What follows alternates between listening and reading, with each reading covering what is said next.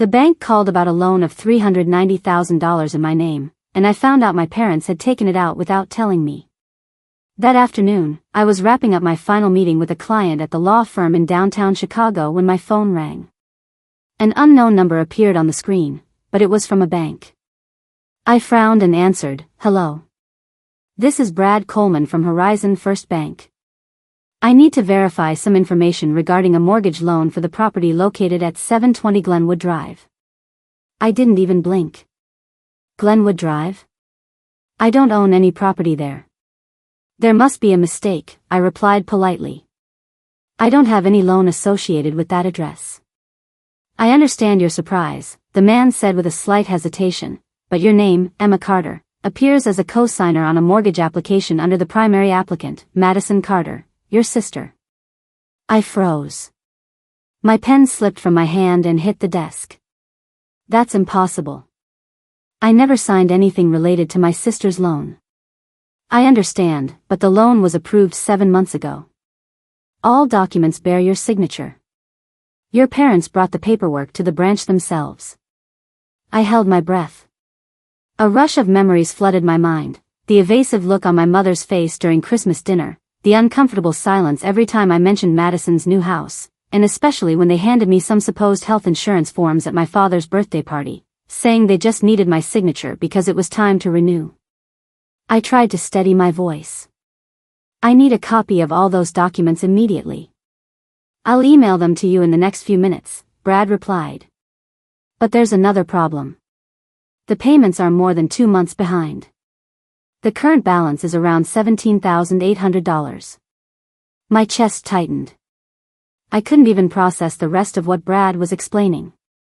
When the call ended, I dialed Alex's number, my best friend since college, also a civil lawyer, and the only person who wouldn't judge me for sharing something this outrageous. They forged my signature, I blurted out as soon as he answered. Madison. My parents. All of them. Alex didn't ask a thing. I'll be there in 15 minutes. By the time Alex arrived, I had already received Brad's email. We opened the PDF file, and in an instant, all my suspicions turned into pure rage. The signature line on the mortgage statement didn't just resemble mine, it had the same tiny curl at the end of the in Emma, exactly how my mother does it. They didn't even bother to hide it completely, Alex murmured, pointing at the screen. This is a serious crime. I nodded, my hands trembling as my phone lit up. It was my mom calling. I handed the phone to Alex, who gestured at me to answer. Try to stay calm, he said. I took a deep breath and accepted the call. Hi Mom. Sweetheart. Are you free tonight? Your dad's making your favorite, spaghetti and meatballs. I almost laughed at the irony. Perfect, because I also need to talk to you about a very interesting call I got from Horizon Bank. There was silence on the other end. Then she spoke, stammering. I was going to tell you soon, really. It's just that Madison needed help, and you're doing so well that. Your solution was to forge my signature? Do you realize this could cost me my job? Even my law license? You're overreacting, Emma. We're family. Families help each other. I clenched my jaw, trying to keep my composure. Help each other, or just help Madison? You dragged me into a debt of nearly $18,000 and didn't even tell me. Madison will pay it back. She just needs time. I cut her off, staring at the 3 missed payments on my screen. I'm coming tonight. Madison better be there too. We need to talk. Seriously. I hung up, still shaking. Alex closed the laptop. Do you want to press charges? I sank into my chair, breathless. I don't know, I whispered. But I need the whole truth. Alex placed a hand on my shoulder. Then we start tonight. I nodded, feeling something shift inside me, not pain, but determination. My family had tried to use my success as a shield for their bad decisions. Fine. Now they would learn what it meant to go up against a lawyer. That night, Alex returned to my office at 8 p.m. with his laptop, a bag of sandwiches, and a more serious look than ever. "You need to eat something before you collapse," he said, setting the food on the table and taking a seat. I started digging into the bank, and 3 other financial institutions. "It's not just one mortgage." I stared at his screen as files popped up. My name. My personal email. My social security number. Emma spoke softly. "There are 3 credit cards in your name, opened in the last 6 months. The combined limit is almost $70,000, and they're all maxed out." I collapsed into the chair, my heart pounding. Impossible. "I only applied for 1 card, my Amex, back in 2019. And that's just the surface," Alex continued, switching to another window. "There's also a personal unsecured loan of $50,000 from a finance company in Iowa, disbursed 4 months ago. And worse still, a brokerage account in your name was used as collateral for a business loan." I jumped to my feet. "What? I don't own any business." "You don't need to," Alex explained calmly. "They just needed the paperwork and a signature. They've gotten very good at forging them." I paced the office nervously, my mind boiling. 7 months. For 7 whole months I had lived, worked, and believed my finances were in order. Meanwhile, the people closest to me were using my identity as a shield for their debts. "Your credit score has dropped significantly," he added. "When was the last time you checked it?" "About 6 months ago," I answered. "It was at 812. It's now at 613. I slumped back into the chair, completely drained. "My career, Alex. If the firm finds out, they'll start asking questions. If they investigate, I could be implicated, just for being the account holder. That's why we have to act fast," he said seriously. "I already contacted Nora, the financial fraud expert from our main office. She'll help, but she needs all the documents." "Do you think there could be more?" "I don't know," I said, a lump forming in my throat. "It's hard to say." Alex shook his head. "If they forged a signature for a mortgage, nothing stops them from using your identity for investments, more credit, even tax filings." My phone rang again. It was Madison. I didn't answer. "We'll go step by step," Alex said, pulling out a folder. "First, we need to contact the 3 credit bureaus to freeze your credit report. Then we'll file fraud reports with every institution that opened accounts in your name without your consent." I nodded, still dizzy. "What's the estimated damage so far?" "Around $222,000, possibly more if we find hidden accounts." It felt like the ground disappeared beneath my feet. Nearly $300,000, not from my bad decisions or excessive spending, but because my own family decided I could handle it. "I need to know what else they're hiding," I whispered. "If I'm the main victim, who knows what else they've done?" Alex nodded. "I'll talk to Nora too. I think you should hire an independent legal analyst to review all the transactions in your accounts." A thought struck me. Wait. Mom borrowed my laptop twice last month. She said she needed to check her email. And Madison, she was in my office on my birthday and stayed late. She could have seen my information. Alex opened his laptop and checked my remote login history. Seconds later, he showed me the screen. "There's an unauthorized login from your mom's house IP address, right after Madison's visit." "So that's it," I said, my voice hoarse. "They didn't just take advantage of me. They planned it." Alex paused. "What do you want to do now?" I looked at him. The answer was clear. Tomorrow night, I'll confront them. But not as family. I'll make it clear that I know everything. And this time, I'm not going alone. When I stepped into the suburban house where my parents had lived for more than 20 years, I felt like a stranger. Everything looked exactly the same as Thanksgiving, the worn-out carpet, the family portrait in the living room, and the familiar scent of roasted chicken that Mom always made when she wanted to hide something. Madison was at the dining table, her eyes swollen. Dad stood near the stove, silent and turned away. Mom looked up from the sofa with a forced smile. "Emma, you're here," she said as if nothing had happened. I didn't respond. I dropped a thick stack of documents on the table, printouts from Alex's files. Let's not pretend, I said. These are copies of every credit card, loan, and investment account fraudulently opened in my name. My mom glanced briefly at the folder and looked away. Madison broke down in tears.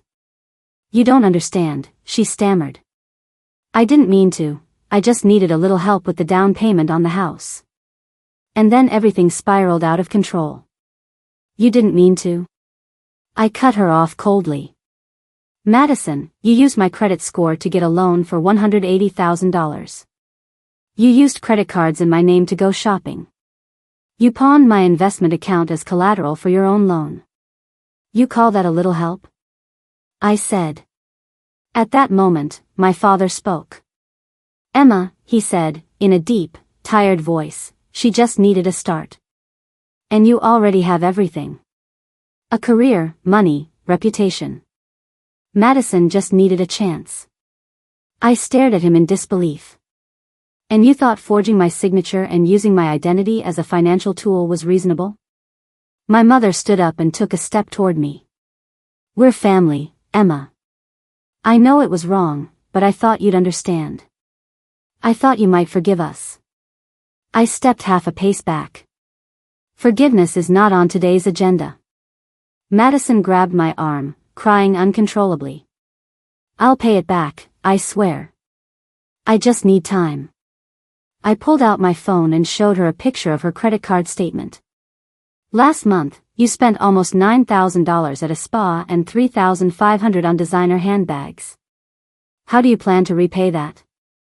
How much do you make a month? A dead silence filled the room. I don't know, she admitted in a voice so low I had to lean in to hear. I don't have a steady job. I nodded. Then I'm sorry, but you can't pay it. And if you really believe that love is a good enough reason to destroy my credit, my career, and my reputation, then maybe we're not even speaking the same language. My mother broke into tears. Emma, please. Don't do this. Your sister will lose her house. I looked at Madison, trembling like a child caught misbehaving. Then I looked at my parents, the same people who taught me that honesty was an essential value, now hoping I would stay quiet. I've contacted a lawyer, I said calmly. Tomorrow morning, I will file an identity fraud report with the State Financial Crimes Unit. My father frowned. Seriously? You're going to take your own family to court? I'm not taking anyone anywhere, I replied. You put yourselves in this position by exploiting my identity without asking for permission. You can't do this, Madison whispered. I'm your sister. I took a deep breath so my voice wouldn't shake. You are my sister.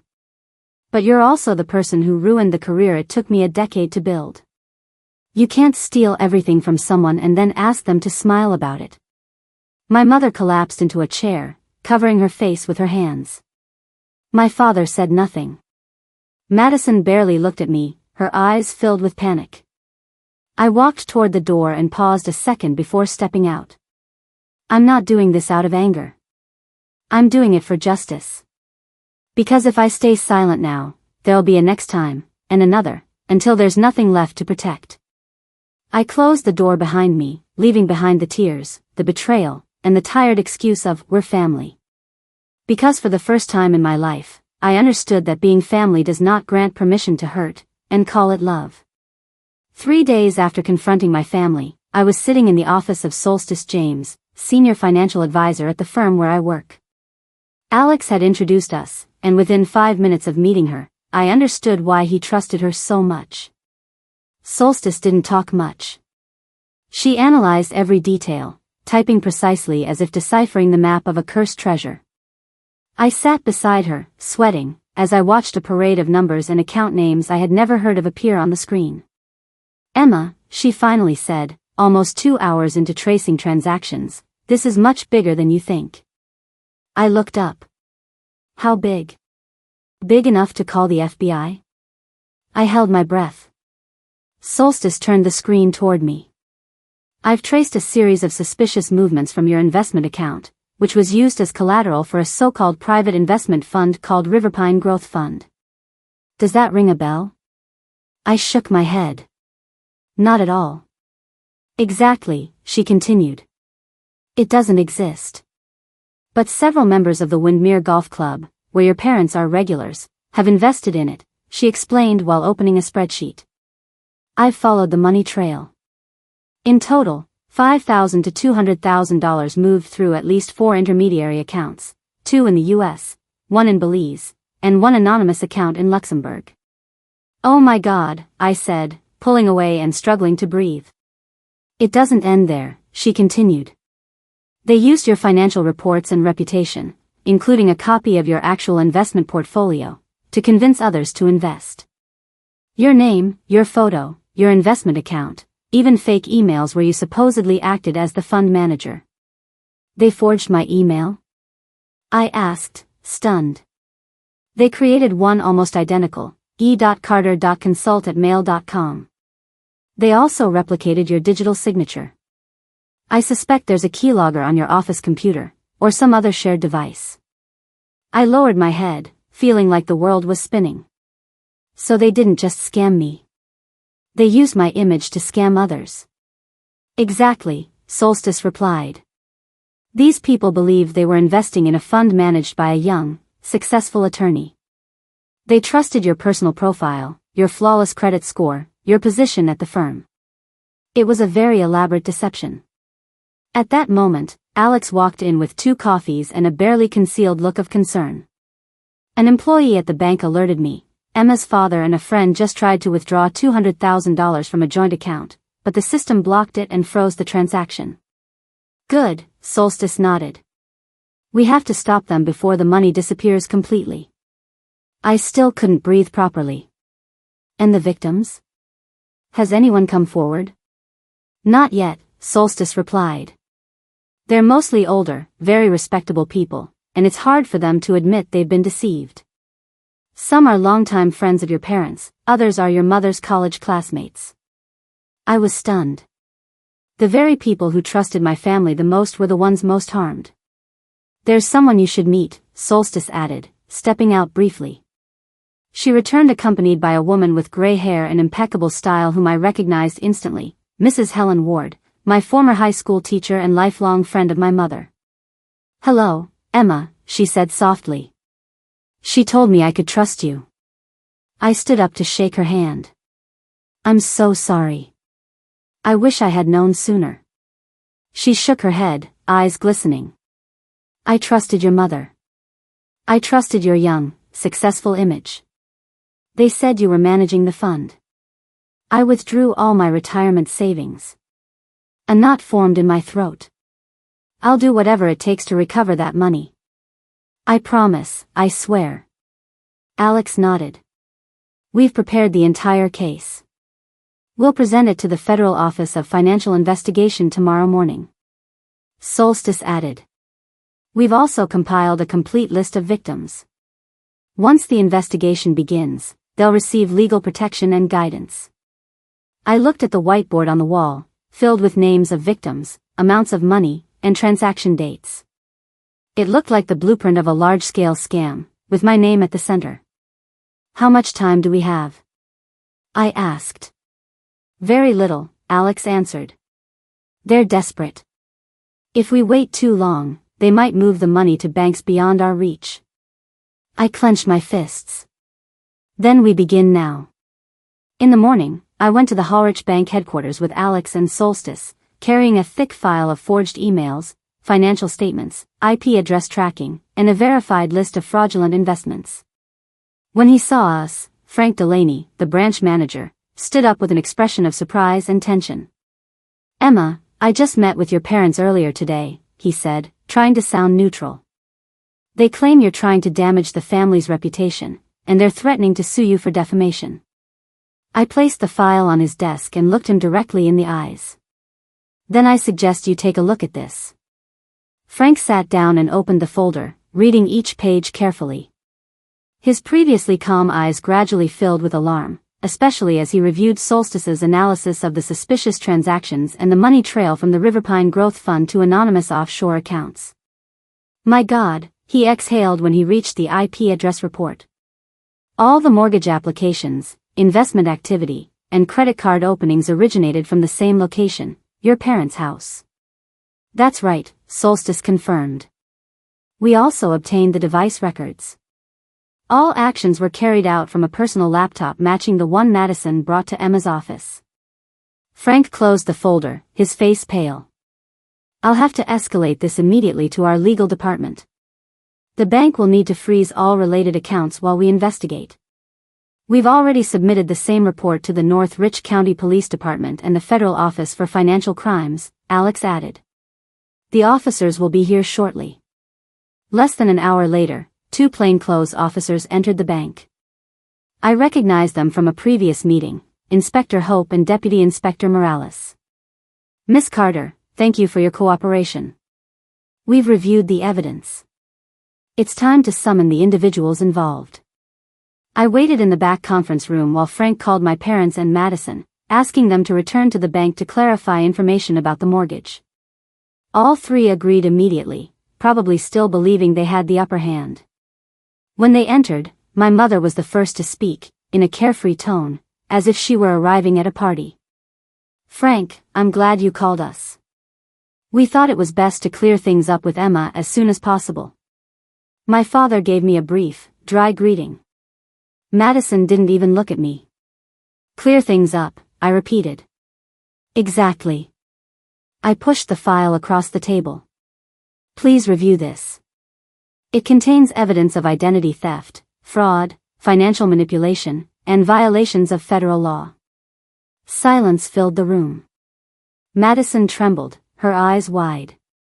My mother grabbed the file and flipped through it frantically. My father's face turned red, his fist clenched. Emma, he growled, what do you think you're doing? Stopping the 3 of you from continuing to ruin my life, and the lives of at least 14 other people, I replied. You call this helping the family? I call it what it is, organized crime. My mother slammed her hand on the table. Are you seriously going to send your own family to jail over a few mistakes? Madison is your sister. I didn't answer. I stared straight at her. I'm reporting criminals, regardless of their last name. At that moment, the 2 officers stepped forward and displayed their badges. Gordon Carter, Helen Carter, Madison Carter, you are under arrest by order of the Federal Financial Court for charges of fraud, financial crimes, identity theft, and operating an unauthorized investment scheme. My mother's jaw dropped. This is a mistake. We're the victims. She made it all up. Madison burst into tears. I didn't know anything about those offshore accounts. I just helped our parents convince some friends to invest. My father tried to stand up, but Morales stepped in. Sir, I advise you to remain silent. Anything you say can and will be used against you. As they were taken away, my mother looked at me with fury. You'll regret this, Emma. Families don't do this to each other. I didn't reply. I just watched until they disappeared behind the glass doors. I no longer felt the weight in my chest. Alex came over. You okay? Not entirely. But I'm on the right path. I opened my phone and saw messages from several victims, people I had once considered close, thanking me for standing up for the truth. On the day the trial against my family officially began, Courtroom 4 at the Federal Court of Chicago was packed. I sat in the front row, surrounded by lawyers and witnesses, holding my folder of statements while my heart pounded like it didn't belong to me. Across the room, my father, Gordon Carter, wore a gray suit that made him look worn out.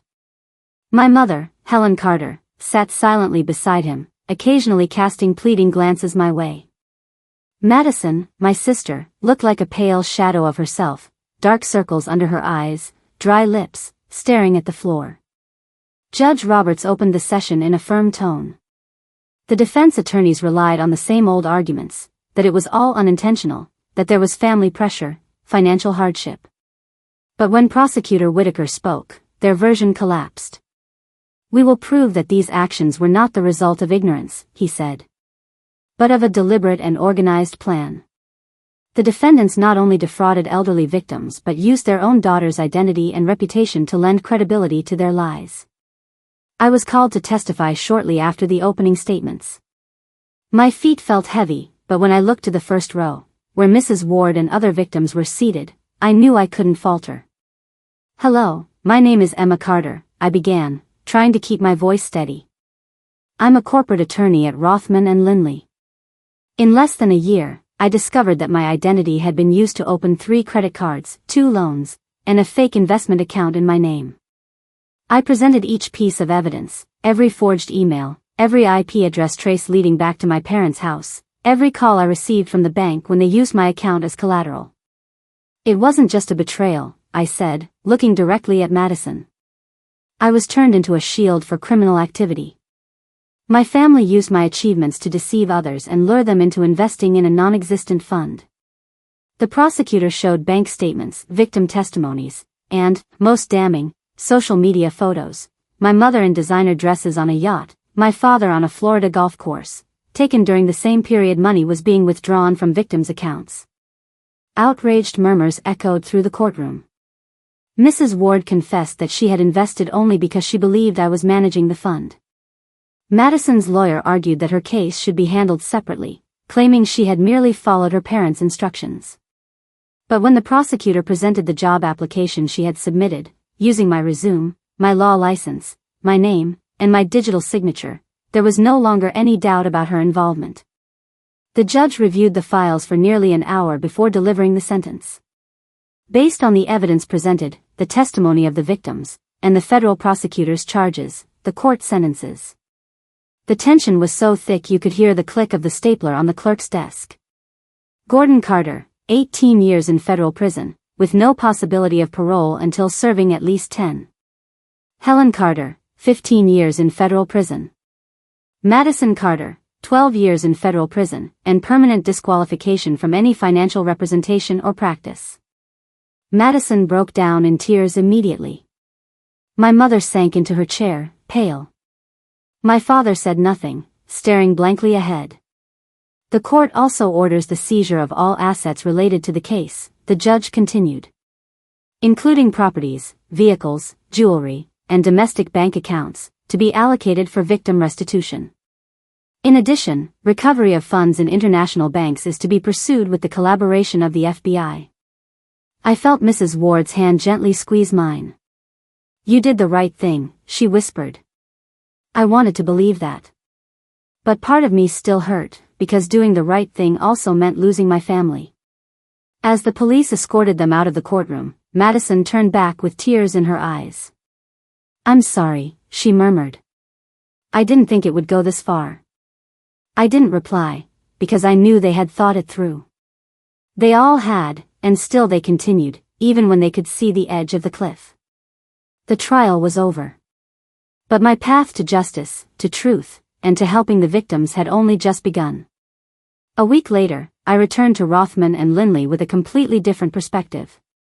I was no longer Emma Carter, the daughter protecting the family's honor. I came back as a survivor of an earthquake called betrayal of trust, and I discovered I wasn't alone. 2 days after the sentencing, I received an email from the board of directors.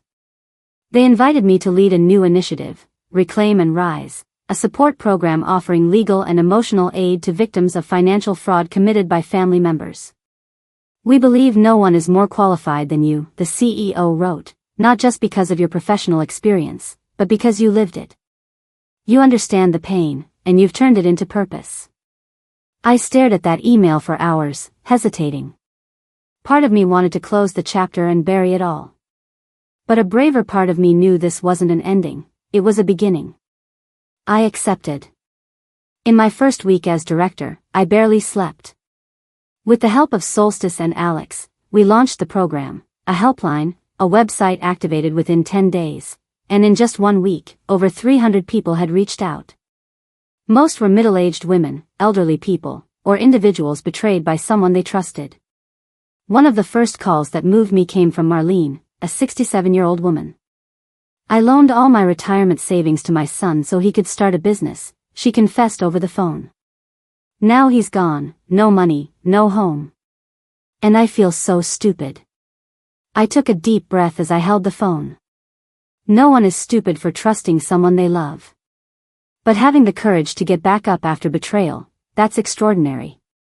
At the same time, I did something I had been putting off for months, clearing out my parents' old apartment. After their assets were seized for restitution, the authorities allowed me to retrieve personal belongings not related to the case. When I entered the house where I grew up, it felt frozen in time. The old wooden clock my mother used to polish every week was still there. The family photos on the walls, smiles that now gave me chills. I walked into my room and checked the drawers in Madison's old vanity until I found a worn leather notebook. On the first page, in her handwriting, it read, "River Pine Plan, don't let Emma find out." I closed my eyes and took a deep breath, not with rage, but to let it go.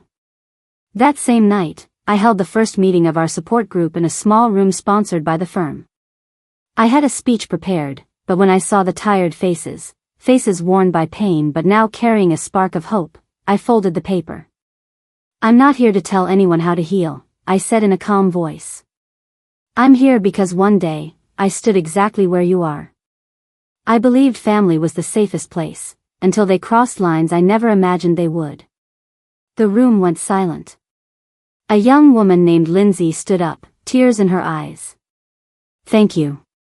Thank you for saying what I never dared to admit." After that meeting, I received dozens of messages, handwritten notes, even small gifts, not out of gratitude, but because those people no longer felt alone. And neither did I. I no longer had a mother. No father or sister in the truest sense remained, but I found a new kind of family. One that didn't demand perfection, only honesty and empathy. One autumn afternoon, I sat on a bench near the office, watching how the sunlight filtered through the leaves. Solstice arrived with 2 coffees. "Emma, do you think you'll ever forgive them?" she asked gently. I thought about it and smiled. I don't know if forgiveness is the most important thing right now.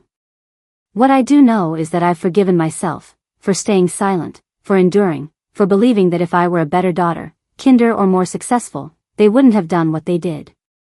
Solstice nodded. "And now?" she asked. I looked out toward the horizon, where so many people were trying to rebuild their lives.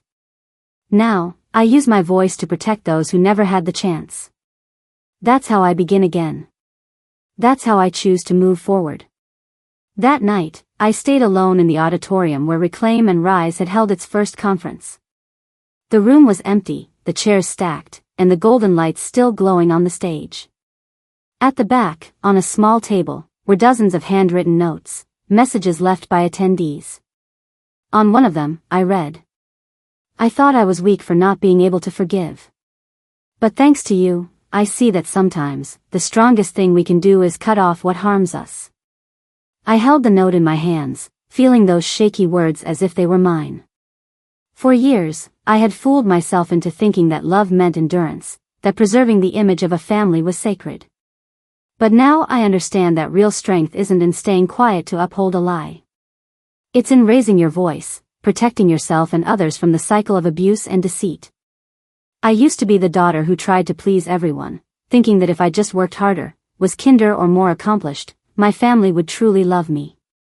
But the truth is, love isn't something you earn by trying harder.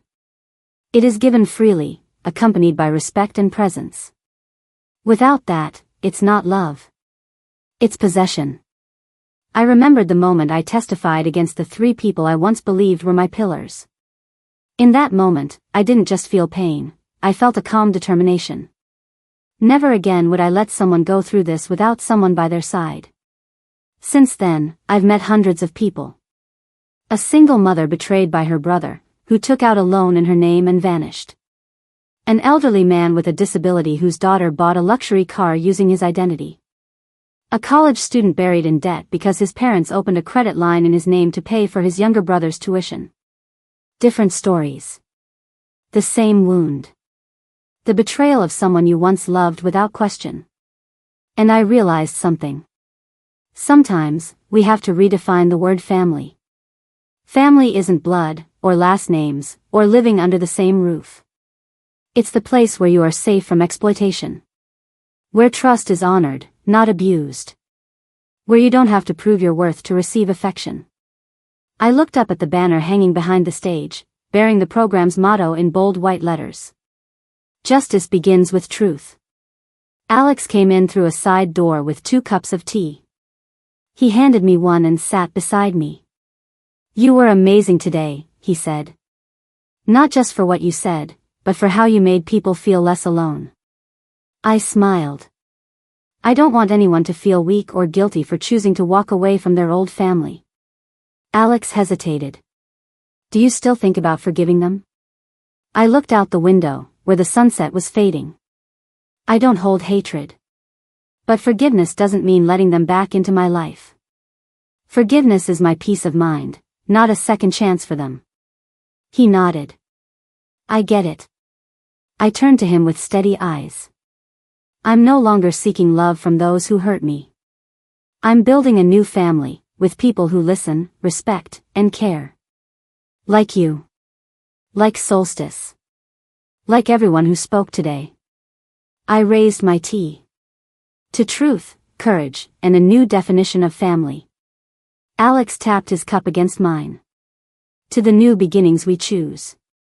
And as night slowly fell outside, I knew my life was no longer tied to the past.